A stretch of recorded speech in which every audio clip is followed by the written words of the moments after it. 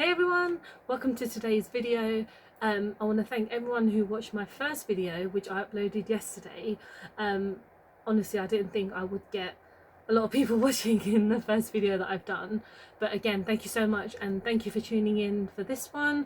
I thought I would do something a little bit different, so I'm not doing any makeup today, but what I am doing is my top 10 films of all time, like I mentioned yesterday or in my first video, that I absolutely love watching movies. I grew up watching films, so I thought I would not, show any makeup today. I've obviously got makeup on, which I did this morning, but I thought I would just do a top 10 of my favourite films. So hopefully if you like them or dislike them, some of them are going to be quite controversial maybe to some people, but I feel that these are movies that I've grown up with or that I've come to love. So starting at number 10, we have our most recent release, which is Hereditary. I know a lot of people will be like, oh, this just only came out. It came out like a year and a half ago, if you can think about it, because that's how quick time and life is moving. But honestly, when I first went to see this, I was shocked. I was just like, okay, horror movie coming out, it's this guy's first movie, what to expect? But everyone in it is amazing. Toni Collette, I absolutely love her. I think she has been amazing in pretty much everything she does. And also Gabriel Byrne's in it, one of my favourite actors of all time, and he will be featured later on in another film that I will mention, but this I absolutely love. Also, sorry I didn't mention before, but if I mention any spoilers, I'm really sorry, but these movies are quite old, so I will try my best to not kind of go, this is what this happens, this is what this happens. But again, when I was watching this and the scene where Charlie dies, I was literally like, what the hell, because she was becoming my favourite character of the whole film, and I think that's what a lot of people were kind of thinking, that she was going to be the main character, everything's going to happen around her. But as soon as, her head kind of gets knocked off by a pole, that was when I was a bit like, okay, this movie's not messing around. A bit like Psycho, when you think you have the main character and then they're just killed off, but in like the first 20 minutes 30 minutes of the film. So that's my number 10. And then at our number 9, I basically thought I would do something different. So basically, I should have mentioned this at the beginning, I'm sorry, but if some of the films I don't have the DVD for, I will be showing a pop figure or a toy that I own, because I'm a big avid collector of horror figures and a couple of other things. Later on I'll be able to show you what I have, what I own. Maybe one day when we move somewhere that's actually quite bigger, I will have all my toys and everything out, but at the moment most of them are still in boxes. In front of me is some of my collection, some of it is of my horror collection. But going back to my number 9, tied is Bride of Frankenstein with Frankenstein. Obviously this is Frankenstein's monster, but what I meant is the movie Frankenstein and Bride of Frankenstein. I'm more a fan of the Bride of Frankenstein movie just because I feel it's got more of a lighter tone, even though I know it's a horror film, it's going to be freaky, it's going to be crazy intense, which it is, but both of them I feel stand hand in hand. I absolutely love both those movies. I'm a big Universal Monsters fan and have been for quite a while. Essentially most of my toy collection is Universal Monsters, and then a lot of people are like, oh, they're not in the box, they're not going to be worth anything. Well, they're worth a lot to me. Basically, I knew that when I was moving out to get my place with my husband, I was like, there's no way I'm going to be able to store all of the pop vinyls, all of the the Diamond Select, because they have just too much packaging, and I knew that I would never sell them. So I thought I might as well just take them out of the box, let them breathe, let them live.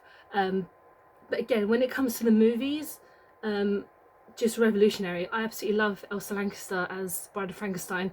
She is my favourite monster. She's only on the screen for like 6 minutes, but the kind of impact that she brings to the screen, I think is just amazing. And the way her hair is just so iconic. It's been used in so many movies, of course. Young Frankenstein, nice iconic comedy movie as well. So number 9 is Bride of Frankenstein / Frankenstein. I absolutely love them. And then when it comes to number 8, it's my first and only animated film, but it's also my favourite Disney movie of all time, and it is Beauty and the Beast. My little pop vinyls, they're so beautiful. Again, I do own these films, but because I have such little space, I can't put them anywhere. So again, I've got my pop vinyls out. Again, like I mentioned, my favourite Disney movie of all time. Of course, you've got like Lion King, Little Mermaid. Those are the typical ones. But for me, I grew up watching Beauty and the Beast. I just feel that the story, you know, is quite weird. But, you know, a girl falling in love with a beast. But I think the whole purpose of it is just falling in love with someone who is a bit different, is a bit misunderstood, and just, you know, that their connection is so great. And I absolutely love Disney movies. I have never been to Disneyland. One day my dream will come true, that I will go to Disneyland, but I'm holding on, you know, never say never. But then again, Beauty and the Beast, my favourite Disney movie, amazing, absolutely love it. And then when you come to, I'm losing count here, number 7, right, so again, DVD, Somewhere Hidden, but I am basically going to represent it through an Ewok. So a lot of people know what an Ewok is, and hence it's part of my YouTube name and my Instagram name, and also my Twitter name. But Ewoks are from Return of the Jedi, Star Wars number 6, or number 3, however you look at it, but it's number 6 now, in the run, whatever. I know a lot of people like, why do you like Return of the Jedi? And I'm like, well, I grew up on it. I absolutely love Star Wars. I've probably mentioned that 100 times, and I will another 100 times in my life talk about Star Wars. We're not going to talk about the new 3. That's fine. We don't need to add that in there. But, you know, when it comes to the originals, I grew up watching Return of the Jedi and absolutely love Ewoks. And I know they're like the whole gimmick of like, you know, selling toys, selling figures, but I don't care. I mean, that's what George Lucas knew he was doing. He was selling toys, especially when it comes to like Star Wars, or New Hope as people want to call it now. And obviously I know Empire Strikes Back is a far more kind of superior film, but I think when it comes to my heart, it's definitely like Return of the Jedi. Just so much fun, and the whole confrontation between Luke and Vader is just insane, and the whole thing with Palpatine as well, and obviously bringing that into like, you know, the Rise of Skywalker. I was kind of a bit like, we don't need to go down that road. Kind of a bit of a deja vu right now, different characters. But again, Return of the Jedi, I will accept no hate, especially with my Ewok. I've had him for such a long time. My friend Amy bought this for me, and it's a little sum, but again, Ewoks, massive part of my life. I've got a couple of pop vinyls as well. I even have a backpack of an Ewok. That's how much I love Ewoks. My Facebook name is part of Ewok. So you can kind of tell I'm a bit obsessed. I love Ewoks. And then like for this number 1, for number 6, I don't actually have anything with me because I was trying to find something to represent it, but I couldn't find anything. But my number 6 is Reservoir Dogs by Quentin Tarantino. I absolutely was obsessed with that film when I first watched it. I think I was about 15 or 16 when I first watched it, and I went for a phase of watching it like 3 times a week. I don't know why, I was just obsessed, and because it's quite a short film, it's easy to watch just again and again and again. And there's certain films that I can just, as soon as they finish, I could put it back on and watch it, and I believe Reservoir Dogs was one of those movies. Just everyone in it is amazing. I love the fact that you don't get to know what everyone's real name is. Obviously you find out, like, you know, Mr. Orange, Mr. White, but you know, the whole kind of secret around it, and the fact you never get to see the bank robbery, you just get to see the aftermath. And again, it's such a great film. I absolutely love it. The whole cast, like I mentioned, amazing. Stu Buscemi, Tim Roth, and then obviously the little connections that you see later on in Tarantino movies with like Natural Born Killers and True Romance. But again, when it comes to this one, I think for me, I do enjoy it more than Pulp Fiction, just because it's just straight to the point, where Pulp Fiction you have all these little storylines, and I admit every time I watch Pulp Fiction I'm sitting there going, there's still like another hour to go, we're only halfway through it. But again, I'm never gonna, you know, say they're bad movies just because I don't enjoy them as much as the other one. But yeah, that was my number 6, I'm sorry, I'm losing my mind. And then now when it comes to number 5, the next 2 are by the same director, just because I absolutely love the movies that this person has made. But when it comes to number 5, it has to be The Godfather, the first one. So many reasons why I love this movie. Okay, I know that number 2, everyone prefers number 2. It's kind of a running theme where people prefer, you know, the second movie over the original, but for me this one isn't as long. It's still a long movie, but for me it's all about Brando. Absolutely love. He is my favourite actor of all time. There's no denying that.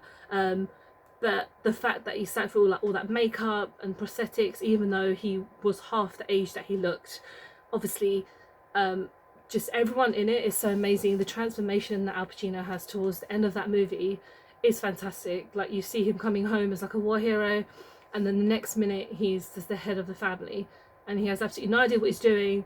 And the fact that he has to murder someone in revenge for them trying to murder his dad, and it's kind of just a crazy kind of story. And the book, I started to read the book, and I didn't get very far because I'm not very good at reading, but I think the film itself has always just stood the test of time. It always will.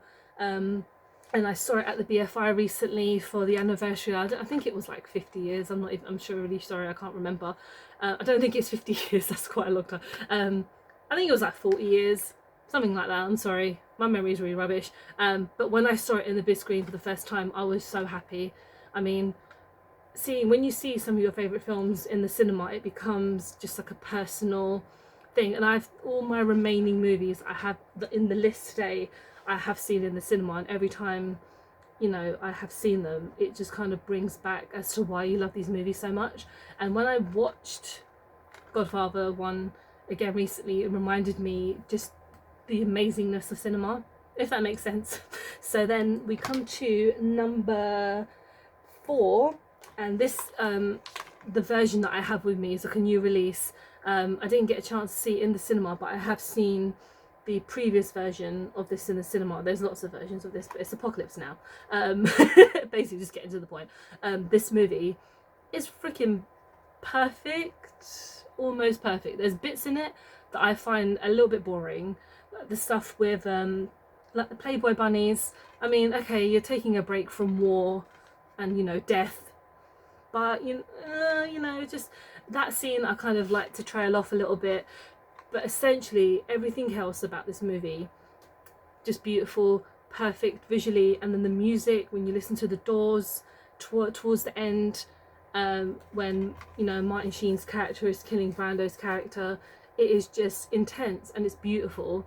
And the fact that Coppola made death look stunning, but again, you kind of wonder, is he actually going to kill him? Because you kind of get a sense of, you know, starting to maybe agree with him, or kind of feeling a bit not really sympathetic, but has like a kind of mood where he's just like, right, I've got this far, I've spoken to the guy, he's clearly a nutbag, I think I need to just end it.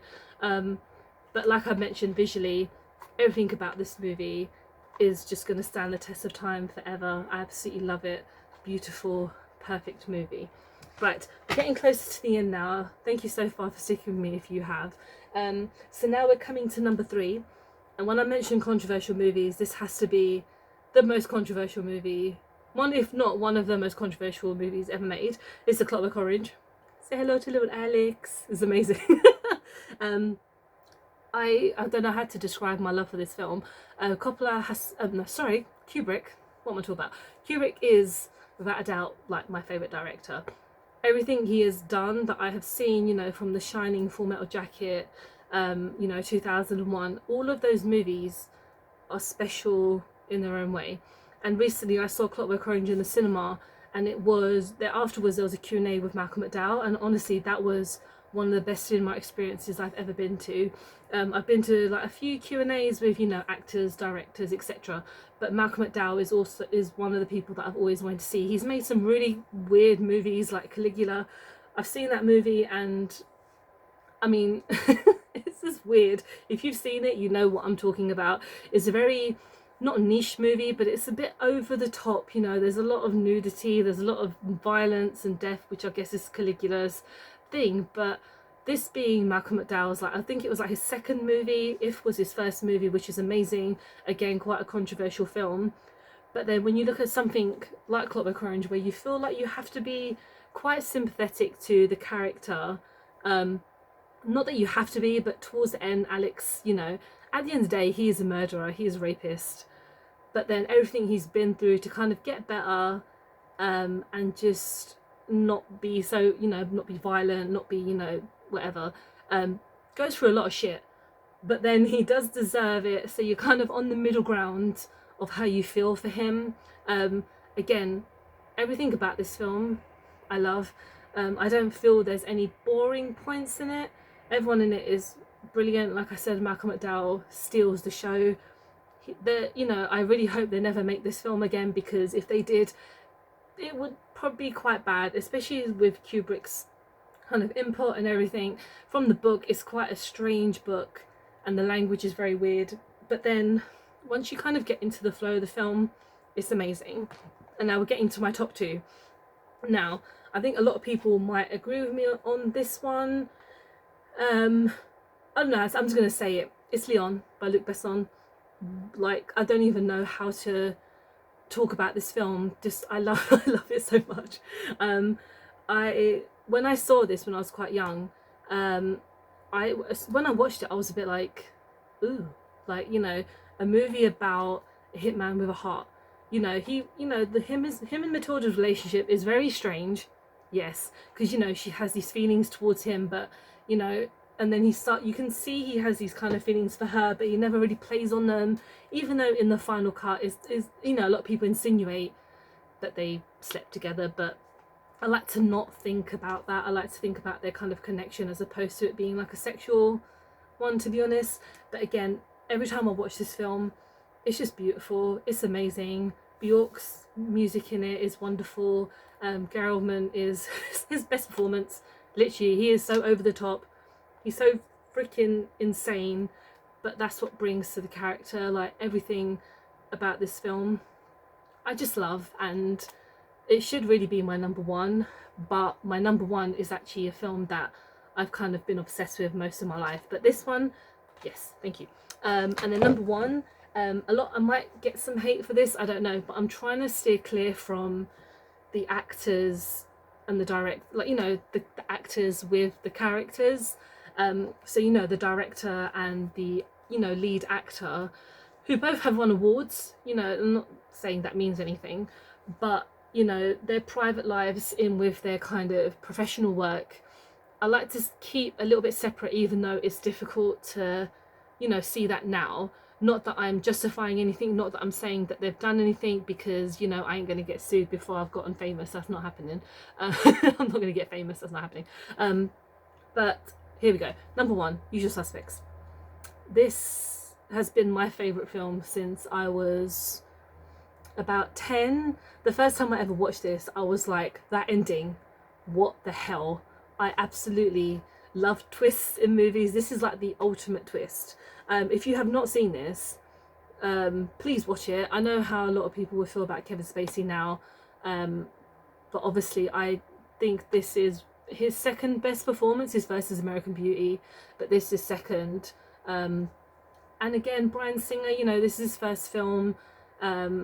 Obviously I love X-Men, and I can't remember what else he's done off the top of my head right now, but this for me will always be my favourite film. I don't know why, just everyone in it is amazing. Like, again, Gabriel Byrne's in it, his best performance without a doubt. Benicio del Toro, I believe this was like his first film, I think so, yeah. And everyone else is just freaking crazy in this movie. Everything about it is just so stylistic, it's so kind of cool, and I absolutely will always call this my favourite film of all time. If you agree with me, great. If not, then that's okay. But that's it. We've come to the end of my top 10 favourite films of all time. Please let me know if you agree with any of them, if you disagree. Obviously, I'm not here to talk about, you know, Kevin Spacey and Bryan Singer and everything. I'm just talking merely based on the film. If you have your top 10, please let me know. I would love to see your favourite movies.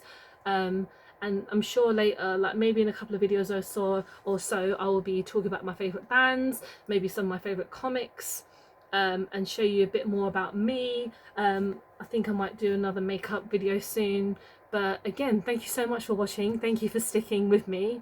And I will definitely see you again, I hope. Take care. Bye, guys.